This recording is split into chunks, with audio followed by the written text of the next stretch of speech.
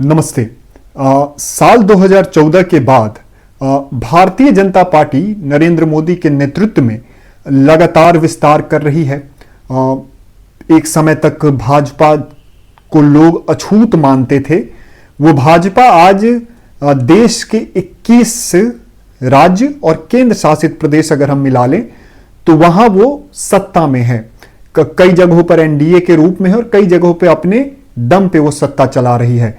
उत्तर प्रदेश जैसा एक बहुत बड़ा राज्य भारतीय जनता पार्टी दोबारा जीत कर आई है। गुजरात में रिकॉर्ड वो 25 सालों से अधिक तक है।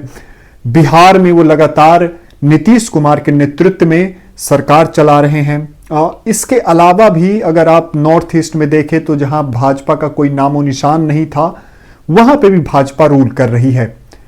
कुछ जो 7, 8, 9 राज्य बचे हैं उनमें से अधिकतर राज्यों में भारतीय जनता पार्टी उस स्थिति में आ गई है जहां वो आगे चलकर यानी अगले 5-10 सालों बाद वहां वो सत्ता में आ सकती है। उदाहरण के तौर पे आप तेलंगाना देख सकते हैं, पश्चिम बंगाल देख सकते हैं। 2026-27 में वहां चुनाव है। ऐसे में अमित शाह ने संसद में लोकसभा में खड़ा होकर कहा था कि पश्चिम बंगाल में हम 2026 या 27 जब भी चुनाव है वहां सरकार बनाएंगे। इसके अलावा आप कर्नाटका देख लीजिए। कर्नाटका में सत्ता में रही है लेकिन आने वाले समय में फिर माना जा रहा है कि भारतीय जनता पार्टी इतनी मजबूत हो रही है वहां संगठन के तौर पे कि वहां वो फिर सत्ता में आ सकती है। लेकिन इन तमाम जीत के बाद भारतीय जनता पार्टी एक राज्य जो एक किला है वो अभी तक भेद नहीं पाई है और उस राज्य का नाम है तमिलनाडु। तमिलनाडु में भारतीय जनता पार्टी ने खूब मेहनत की बीते लोकसभा चुनाव और उससे पहले विधानसभा चुनाव में भी, लेकिन उन्हें निराशा हाथ लगी। भारतीय जनता पार्टी पहली बार लोकसभा चुनाव में अकेले लड़ी थी, यानी एआईडीएमके के बिना वो पहली बार चुनावी मैदान में उतरी थी, लेकिन इसके बाद भी उन्हें कोई सफलता नहीं मिली। इस बीच अब केंद्र में यानी केंद्र सरकार जो है और केंद्र में जो बड़े नेता बैठे हैं यानी अमित शाह, निर्मला सीतारमण क्योंकि वो तमिलनाडु से आती हैं, नरेंद्र मोदी, अब ये स्टालिन यानी जो अभी तमिलनाडु के मुख्यमंत्री हैं उन्हें हटाने के लिए हर कोशिश करने की तैयारी अब शुरू कर दी है। अब तैयारी क्या की जा रही है? पिछले ही दिनों एक खबर आई कि अन्नामलई जो अभी बीजेपी प्रेसिडेंट हैं और उन्होंने भाजपा को एक पहचान दिलाई है तमिलनाडु में, वो प्रदेश अध्यक्ष के पद से इस्तीफा देने वाले हैं। अब इसमें कितनी सच्चाई है और कई जगहों पर यह भी चल रहा है कि क्योंकि एआईएडीएमके के साथ भाजपा गठबंधन करने जा रही है इस वजह से एआईएडीएमके की एक शर्त है कि अन्नामलई को प्रेसिडेंट के पद से हटाया जाए। अब ये इसकी पूरी एक कहानी क्या है पहले वो बताते हैं और क्या सच में एआईएडीएमके के साथ भाजपा वहां चुनाव लड़ेगी। तो सबसे पहले अगर हम बात करें तमिलनाडु की राजनीति के बारे में तो पिछले 5 सालों से वहां डीएमके यानी स्टालिन की सरकार है। लोकसभा चुनाव में उन्होंने सभी सीटें, जितनी वहां लोकसभा की सीटें थी सभी सीटें उन्होंने जीती थी। तकरीबन 35 या 36 सीटें हैं वहां।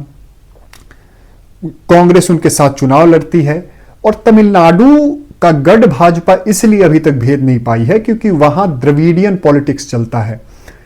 अभी आप कुछ दिनों से आप सुन रहे होंगे भाषा को लेकर जो विवाद चल रहा है, तो वहां वो भावनात्मक विवाद है और डीएमके या फिर द्रविडियन पॉलिटिक्स करने वाले जो भी नेता रहे पिछले कई सालों से, करीबन 1960 के बाद वहां ये भाषा विवाद शुरू हुआ।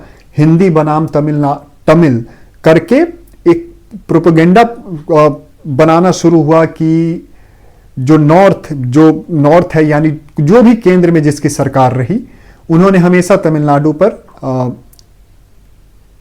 हिंदी थोपने का काम किया। अब इस बीच जो कयास लगाए जा रहे थे कि क्या भाजपा आने वाले विधानसभा यानी अगले साल वहां चुनाव है, ऐसे में क्या भाजपा वहां अकेले फिर चुनावी मैदान में उतरेगी? क्या जिस छोटे दलों के साथ जुड़कर उन्होंने लोकसभा चुनाव लड़ा था क्या फिर उन्हीं के साथ वो चुनाव लड़ेंगे?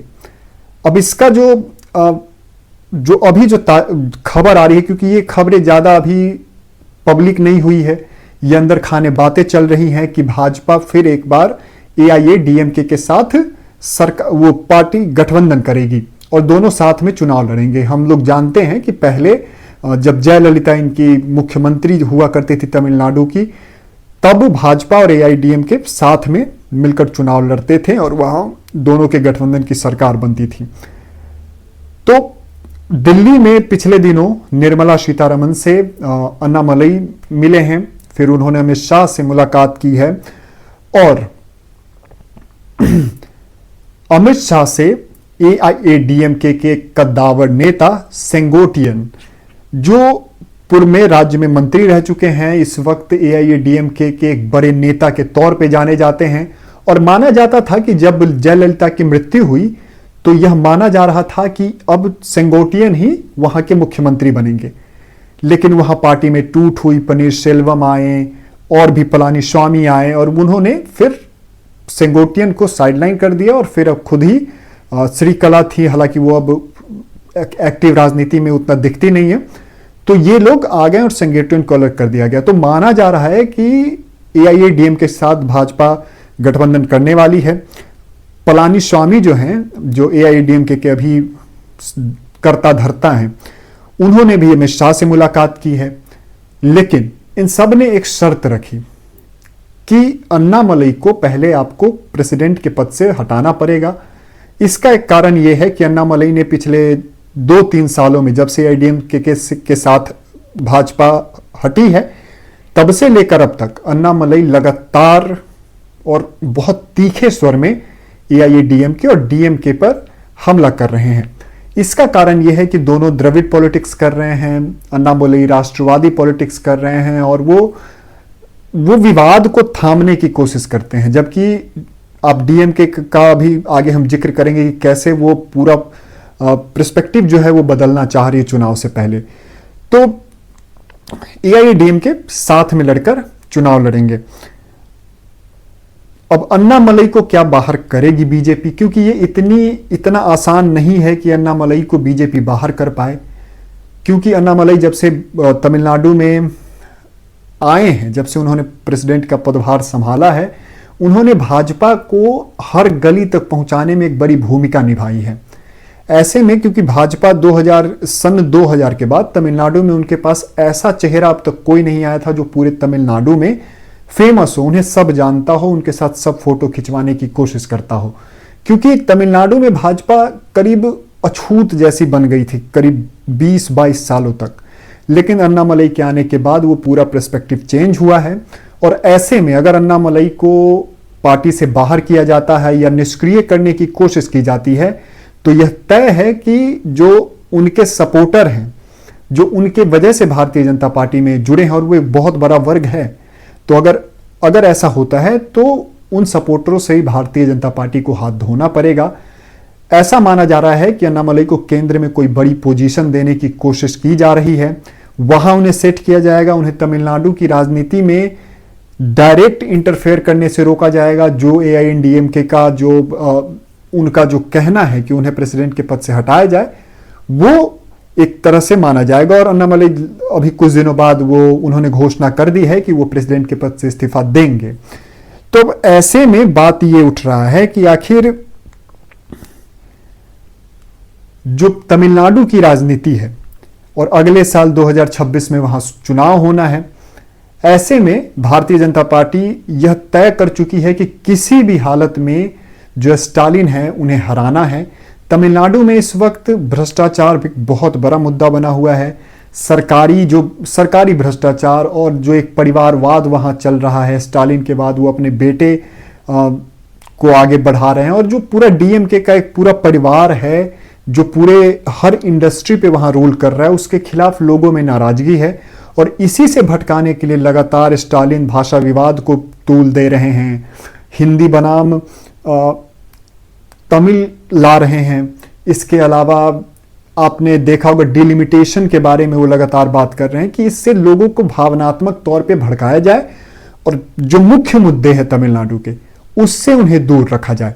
लेकिन भाजपा और एआईएडीएमके यह चाह रही है कि साथ में आकर और फिर जो छोटे छोटे दल हैं उनको साथ लेकर और तब स्टालिन का मुकाबला किया जाए।